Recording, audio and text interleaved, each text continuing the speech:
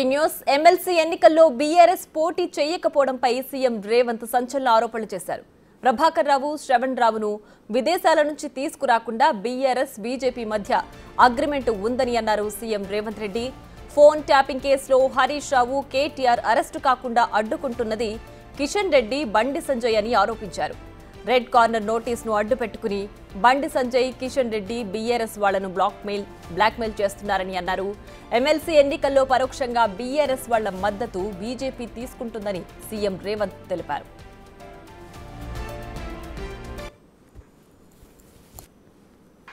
ఇవాళ బండి సంజయ్ అంటూ కేటీఆర్ని ఎందుకు అరెస్ట్ చేస్తలేవని నేను అడుగుతున్న. బండి సంజయ్ని నువ్వు కేంద్ర హోంశాఖ సహాయ మంత్రివి కదా.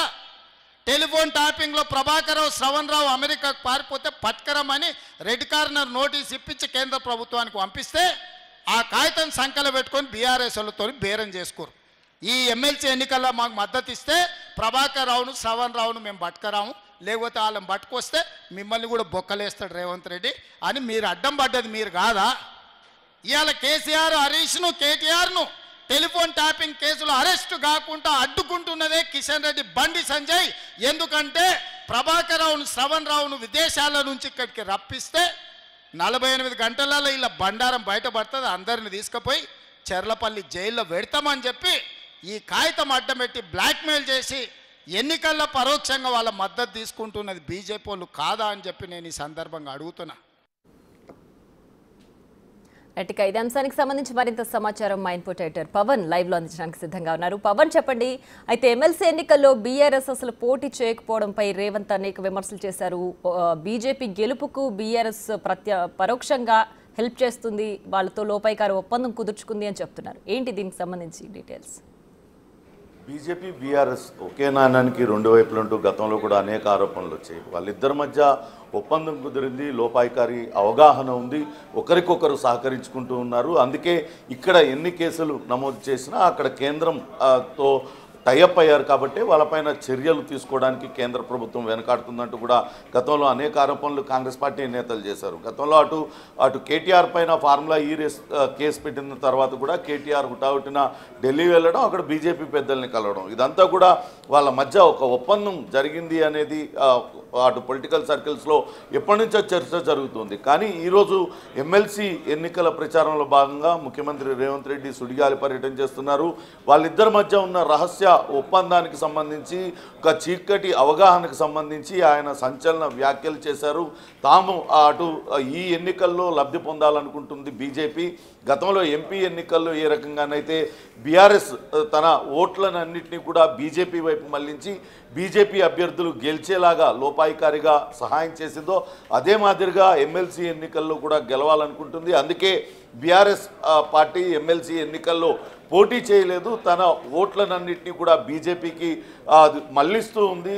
దానికి కారణం అటు విదేశాల్లో ఫోన్ ట్యాపింగ్ కేసులో విదేశాల్లో తలదాచుకున్న అటు శ్రవణ్ రావు, అట్లనే మాజీ ఐపీఎస్ అధికారి ప్రభాకర్ రావు, వీళ్ళిద్దరిని భారతదేశానికి రప్పించకుండా అడ్డుకుంటూ వాళ్ళని అడ్డం పెట్టుకొని ఇక్కడ రాజకీయంగా లబ్ధి పొందాలని బీజేపీ చూస్తుంది. అదే ఒప్పందం బీజేపీ బీఆర్ఎస్ల మధ్య కుదిరిందంటూ సంచలన వ్యాఖ్యలు చేశారు. ఇప్పటికే గతంలో అటు ప్రభాకర్ రావును, విదేశాల్లో ఉన్న ప్రభాకర్ రావును, శ్రవణ్ రావును రప్పించడానికి అటు తెలంగాణ పోలీసులు తీవ్రంగా శ్రమిస్తూ ఉన్నారు. వాళ్ళిద్దరూ కూడా ఇప్పటికే దేశం విడిచి వెళ్ళిపోయారు. వారి పాస్పోర్ట్ రద్దు అయినప్పటికీ కూడా వాళ్ళు ఇంకా విదేశాల్లోనే కొనసాగుతున్నారు. ఇటీవల అటు మోడీ అటు అమెరికా వెళ్ళారు. అక్కడ ఎప్పటి నుంచో తలదాచుకున్న కరుడుగట్టిన టెర్రరిస్ట్ని ఆయన భారతదేశానికి ఎక్స్ట్రాడిట్ చేసేలా చేశారు.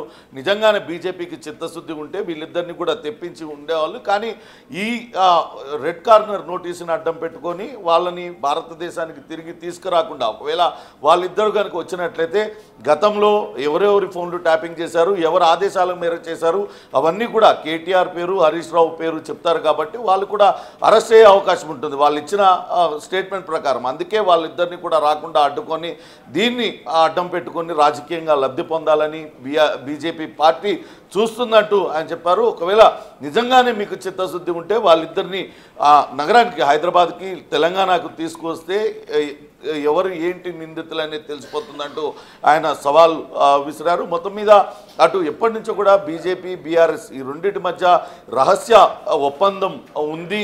ఒకరికొకరు సహకరించుకుంటారనే చర్చ పెద్ద ఎత్తున జరుగుతుంది. గతంలో కూడా అటు కవిత బెయిల్ సందర్భంగా కూడా ఇదే రకమైన చర్చ జరిగింది.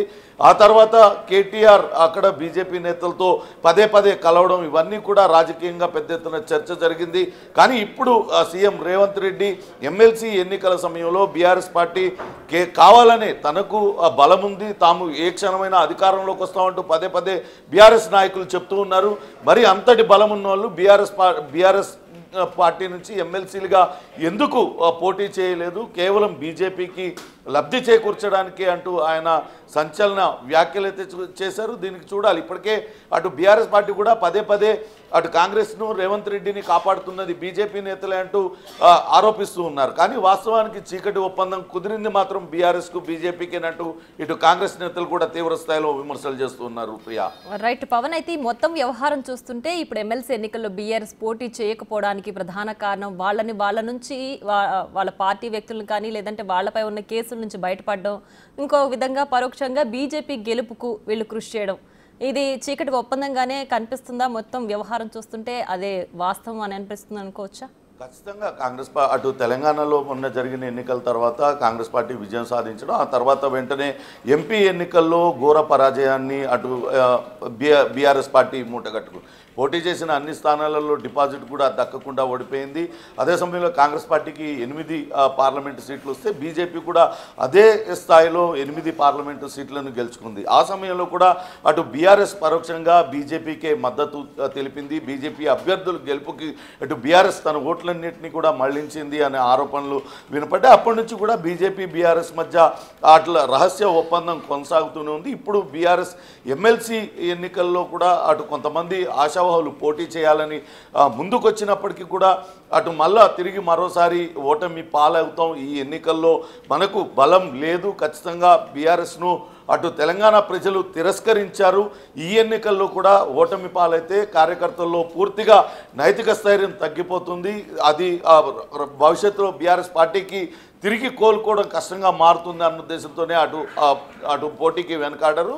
కానీ పరోక్షంగా మాత్రం తన ఓట్లన్నింటినీ కూడా బీజేపీకి వేయించడం ద్వారా అటు కేంద్రం నుంచి తమకు ఏమీ ఇబ్బందులు లేకుండా ఇప్పటికే, ఎందుకంటే ఇక్కడ కాళేశ్వరం కమిషన్ కావచ్చు, విద్యుత్ కమిషన్, వీటిలన్నింటిలో కూడా కేసీఆర్కి సంబంధించిన ఆ ఒక్కతొలకలు అక్రమాలు అన్నీ బయటపడుతూ ఉన్నాయి. అట్లనే కేటీఆర్ పైన ఫార్ములా ఈ car race, phone tapping case, Chakradhar Goud అనే స్థిరాస్తి వ్యాపారి, రియల్ ఎస్టేట్ వ్యాపారి ఇచ్చిన కేసులో హరీష్ రావు పైన కేసు, ఇవన్నీ కూడా నమోదైన నేపథ్యంలో ఖచ్చితంగా దీనిలో చిక్కుకుంటాం, దీనిలో ఇరుక్కుంటే తలనొప్పులు వస్తాయి. కాబట్టి అటు కేంద్రంలో ఉన్న బీజేపీతో సఖ్యతగా ఉంటే కొంతవరకు ఈ కేసుల నుంచి బయటపడవచ్చు అంటూ లోపాయికారిగా వాళ్ళకి మద్దతు తెలుపుతున్నారనేదే కాంగ్రెస్ పార్టీ నేతలు చేస్తున్న విమర్శలుగా మనం చూడాల్సి ఉంటుంది.